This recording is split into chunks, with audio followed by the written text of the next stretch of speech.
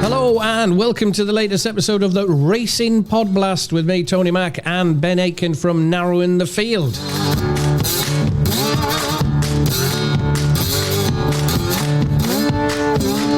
We're off to Ascot for this week's Podblast episode, covering 3 of the handicaps set to run on their Saturday card. 2 over hurdles and 1 over the Ascot fences. And then, as always, it's up to Scotland we go for our Football Trixie Battle, top, middle and bottom. It's not looking good, gang. It's not looking good. But racing first, as always, and to Ascot, starting with the 225, the Class 2 Handicap hurdle over 2 miles, 3.5 furlongs. And it's welcome along to me old mate, Ben. And can you start us off with that one, mate? Well, Johnny, yes, let's crack on with this. A competitive race to start things off, I think. Generally a decent field. And I've a little word of warning about the race before I start on this year's renewal. There have been 17 previous renewals of this race. None of the 17 winners won next time out. If you extend that back to the first 3 home in the race and then look to see how they performed as a group next time out, doesn't get much better, because between them, the 51 horses that finished first, second or third in this race, they only managed to win 3 races between them next time out. 48 of them failed to win next time out of the first 3 home in this race. So I guess it's a case of being a bit wary of the first 3 home in this year's renewal when they run next time out. And on this year's renewal, I have a short list of Rare Edition, Bad and Santos Blue. Rare Edition has been progressing nicely since being switched to handicaps this season.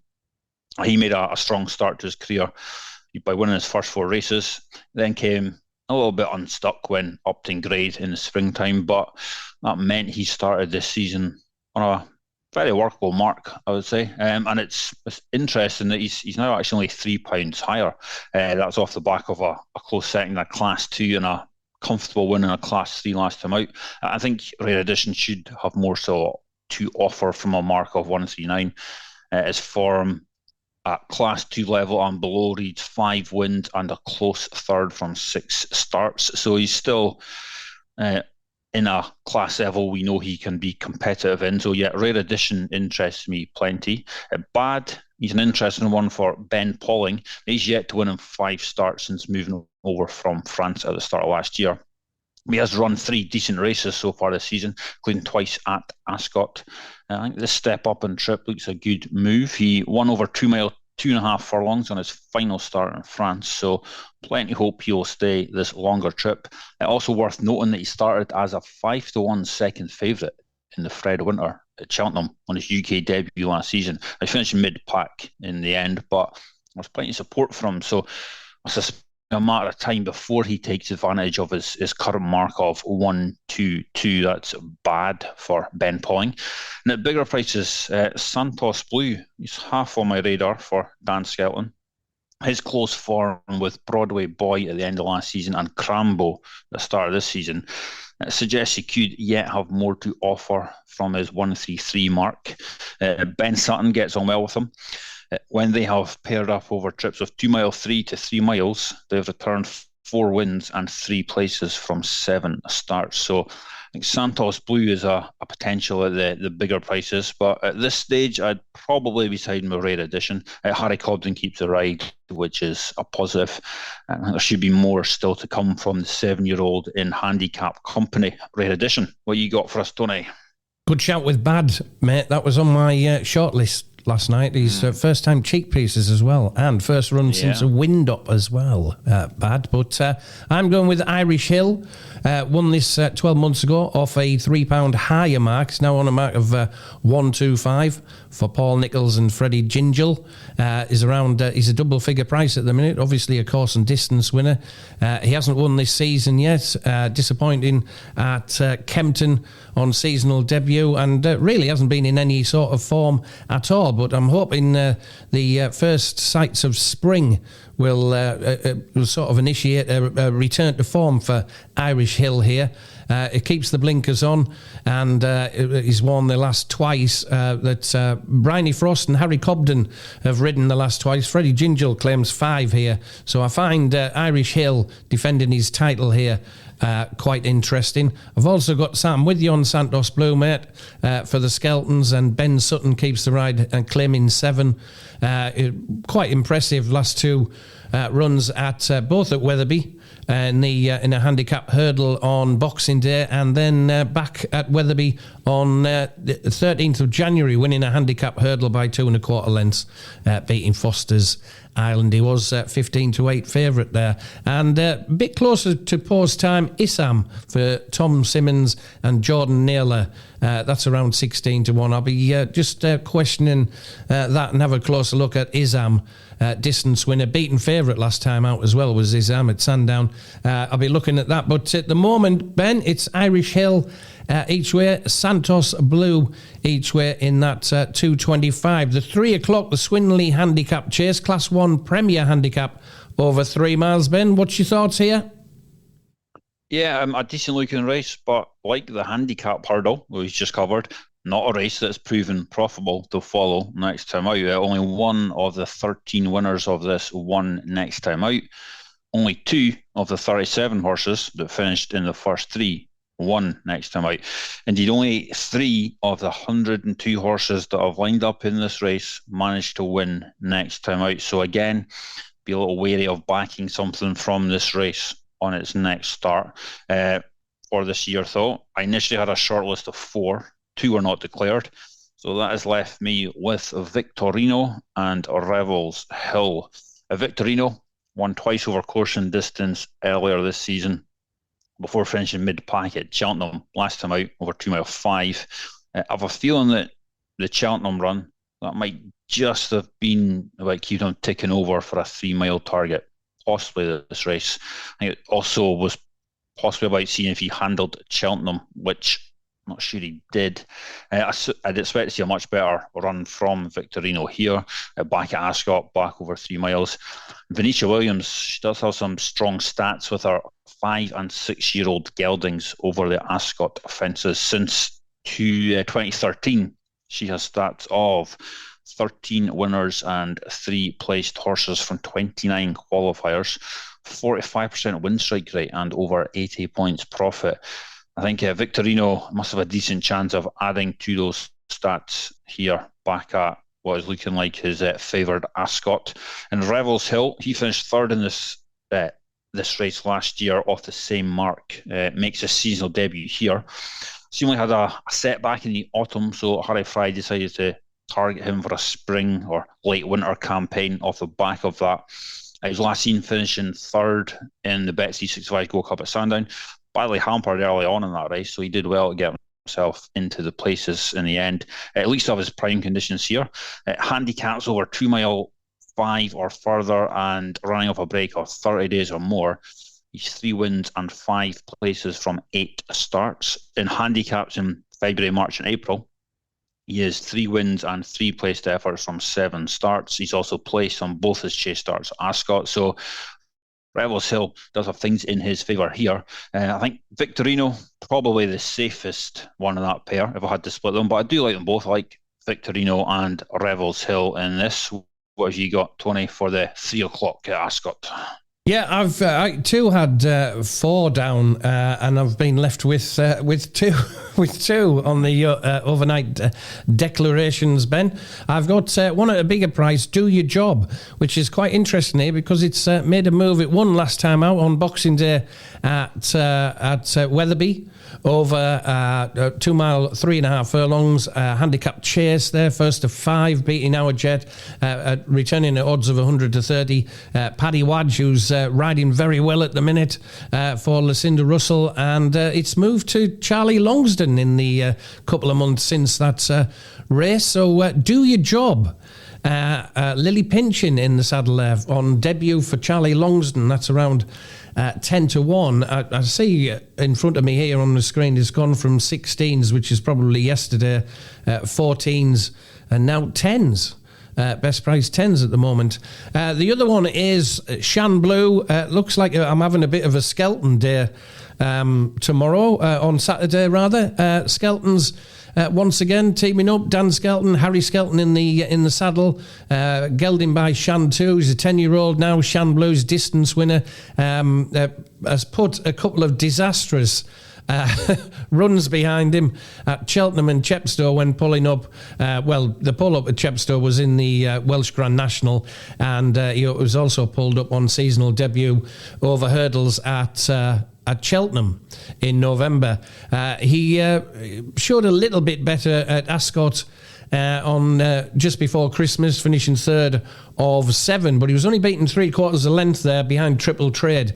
So Shan Blue tomorrow with the cheek pieces still on. Dan Skelton, Harry Skelton in the saddle, around 15-2. And keep an eye on Do Your Job on debut for Charlie Longston. That's in the 3 o'clock at Ascot tomorrow. On to the 4:10 at Ascot, box for kids. Handicap hurdle, Class 3 event, over 2 miles, 7.5 furlongs. Ben, your thoughts on this one? Yeah, tricky looking race, I thought. I initially had a short list of 4 for the race. 3 were not declared at final decks. Left me with 1, but I had another little dig around. I settled on a loose short list of Coco Mademoiselle, who was the original one from my 4, Mount Fuji Park and Havelia. Coco Mademoiselle, he makes her handicap debut here. I think the opening mark of 1-2-1 looks fair enough. Our second at Huntingdon last time out has been working out well so far. So yeah, it's another Skelton one flagging up from us here. But yeah, she was the one that survived the final declaration cull from my initial shortlist. Mount Fuji Park, he's seriously lightly raced individual, coming here off just the 2 starts, both of them victories. He's also engaged in the Grade 2 Haydock on Saturday, and he's also still not Albert Bartlett at the Cheltenham Festival. So they must have plenty of hope he's better than a handicapper and some way better than his mark of 1, 2, 3. So he would need some serious consideration if they came here instead of Haydock, Mount Fuji Park. And Havelia benefited for the step back up and trip last time out, and also for Harry Cobden jumping on board for the first time. He only went up £4 for that victory, which I think looks lenient enough. Cobden stays on board for this assignment as well. The horse was also placed in a Class 2 juvenile hurdle at Ascot last season, so he looks to handle the track well enough. And I think he's got a solid chance here of backing up his win last time out. And no prices up at the minute for this race, but Coco Mademoiselle and Havelia are 2 that I like. I think if Mount Fuji Park turns up, I think he's going to have to be high on the radar as well. But yeah, Coco Mademoiselle and Havelia. Tony, where are you at with this one? Same here, mate. I had 5 on the short list, and I have been left with Coco Mademoiselle to win this one. A mare by Doyen out of presenting mare, gelding mare rather. The Dan Skelton, Harry Skelton teaming up once again. Winner of a point-to-point. Back in January 2023, won on Rules debut, Weatherby Bumper back in last April, and won a maiden hurdle in November on second seasonal start. Coco Mademoiselle for me in that one, Ben, without a doubt. Winning, won at Lingfield as well as the 4-7 favourite.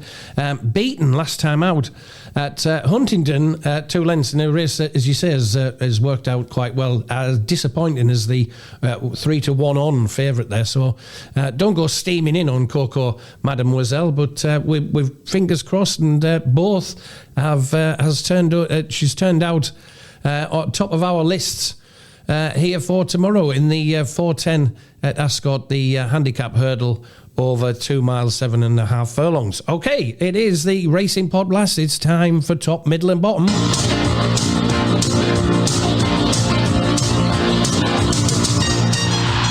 golly, what a volley!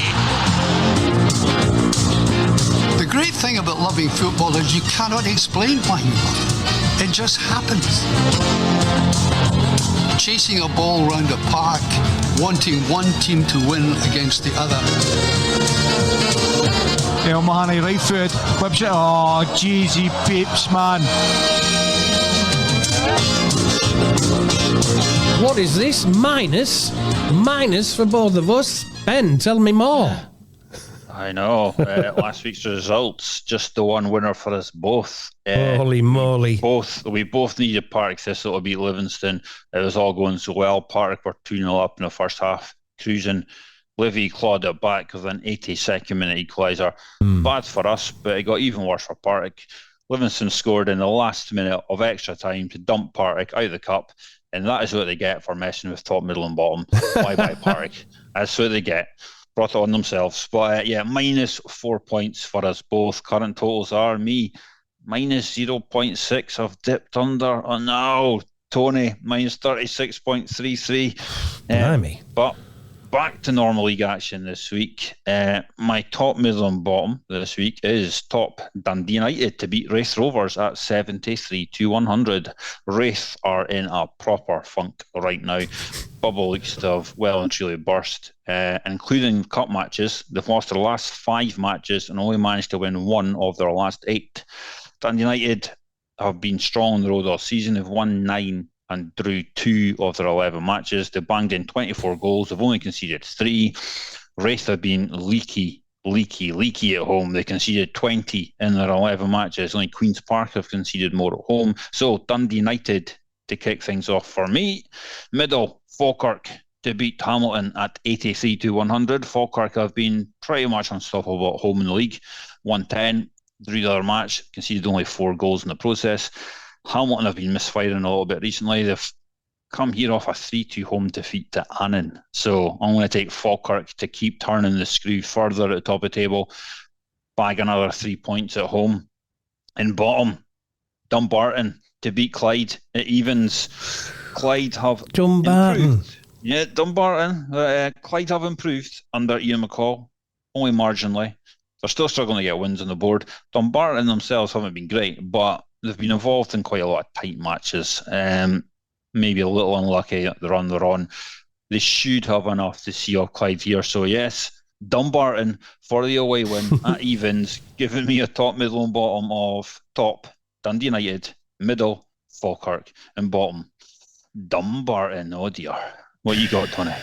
Well, if I can read my writing here, I haven't had time to type them up, but we've got Queen's Park against Morton. I'm going for Morton here. Queen's Park are just 2 wins from 11 at home. Lost the last 6, lost 6 altogether at home of Queen's Park. Morton, however, 4 from 11 away, 2 draws and 3 wins in the last 5 away games. So unbeaten in the last 5. Morton for me at 5-4. Falkirk, like you, Ben, 5-6 to beat Hamilton. Falkirk in good form have won 10 of the last 11 at home, and Hamilton have lost 7 of 11 away from home. So good form for Falkirk. And in the bottom, Spartans away at Stranraer. I'm going for Spartans. Spartans have the second best away record, and Stranraer have 4 losses at home this season. So Spartans whereas at Stranraer 23-20, as I say, second best away record. And the Spartans also have a guy called Blair Henderson, who is the leading goal scorer, 4 goals in the last 4 games for Spartans. Blair Henderson, who is now joint leading goal scorer with young Aitken, who we mentioned about 3 or 4 weeks ago. And since mentioning young Aitken, he hasn't scored. He couldn't hit a cow's ass with a banjo. And so we do, don't we? Curse people. We curse people. We do. We put the mockers on everybody, don't we, up there? I know. Poor boy. So there you go. That's so Falkirk, Morton, Falkirk, and Spartans for me there. Hopefully, we'll get back to winning ways soon. Many thanks for listening to the latest edition of the Racing Podblast. Very best luck with your betting at Ascot. I'm on the radio, Shed Hot Radio, weekdays between 6 and 9, and you can catch more from Ben over on narrowingthefield.co.uk. Big thanks for listening again. Thanks for all your kind words about the show. Have a great weekend, everyone. Good luck at Ascot. We'll see you next week with the next instalment of the Racing Podblast. Cheers, Ben. Cheers, Tony. Cheers. Have a good weekend, everyone.